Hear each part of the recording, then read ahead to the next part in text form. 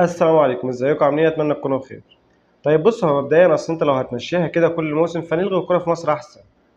يعني انت لما كل موسم نادي الزمالك ده، انا تقريبا من ساعه ما اتولدت كل موسم الاقي ايقاف قيد كويس. فجاه قبل سوق الانتقالات ما يتقفل قبلها بيومين ثلاثه بالظبط ابص الاقي الزمالك بيسدد ديونياته والسوق الانتقالات بتاعهم عادي ويأيدوا لعيبه عادي. طب انت اديني عقل. انا يا عم هعتبر نفسي ما بفهمش حاجه في اي حاجه مش الكوره بس. انت اديني عقل. منين فرقه مش عارفه تجيب لعيبه عليها العين، ولا عارفه تعمل صفقات، ولا عارفه تدي رواتب اللعيبه بتاعتها، وكل موسم عندها ايقاف قيد، واذ فجاه كده اتفاجئ الاقي قبل السوق الانتقالات ما ينتهي ولا يتقفل ابص الاقي اتحاد الكره بيعلن ان الزمالك سوى مديونياته وتمام وهنأيد اللعيبه بتاعته عادي. ما هو اصل انت ماشيها ازاي؟ ما انا عايز افهم والله.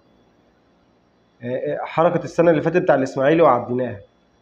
ما تلغي هبوط دوري كامل وتعك الدنيا عشان خاطر فرقه واحده هبطت، يا عم عديناها مفيش مشكله. لكن يعني ايه كل موسم حرفيا الزمالك عنده وقف قيد، وايه فجاه انت تفتح له القيد؟ بيساوي مديونات معاك ازاي؟ انا عايز افهمها دي والله. انا عايز افهم يعني، سيبك من على فكره، سيبك من الغرامات بتاع اللعيبه اللي عند الزمالك.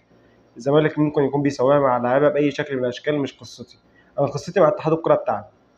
انت بقى باي شكل من الاشكال كل نهايه موسم او كل نهايه سوق انتقالات تيجي منزل بوست، والله العظيم البوست ده محفوظ: الزمالك يساوي مديوناته مع اتحاد الكره ويمكن قد لاعبين. انت يا اسطى يعني انت مستغفلنا طيب ولا انت مستهفأنا ايه؟ طيب ما انت فهمنا طيب. بناء على ايه فرقه حرفيا مش لاقيه تاكل بتسدد لك مديونياتها كل موسم؟ بتجيب منين طيب؟ ومداخلها كل الدنيا عارفاها. لا في لعيبه بتعمل اعلانات، ولا في انديه، ولا في مشاركين في بطولات كبيره. وحتى الموسم اللي فات ما خدوش غير كاس مصر، اللي هي اصلا جايزته ما تتعداش 3 4 مليون جنيه. عضويات قليله، فروع تانية ما فيش. بيجيبوا فلوس منين؟ وانت كل موسم تعمل لي تسويه مديونيات. ايوه بناء على ايه طيب؟ وتيجي عند الاهلي بقى لا، اي حاجه تيجي في مصلحه الاهلي لا.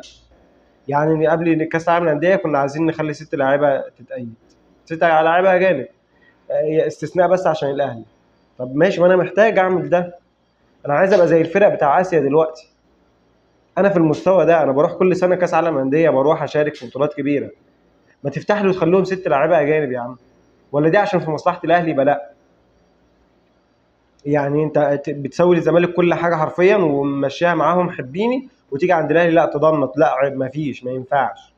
طب خليني اعمل زي الهلال السعودي او الاهلي الاتحاد او اتحاد جده او اهلي جده او اي حد، يا عم عايز اعمل زيهم، اجيب لعيبه زيهم. لا مفيش والله، ما عنديش.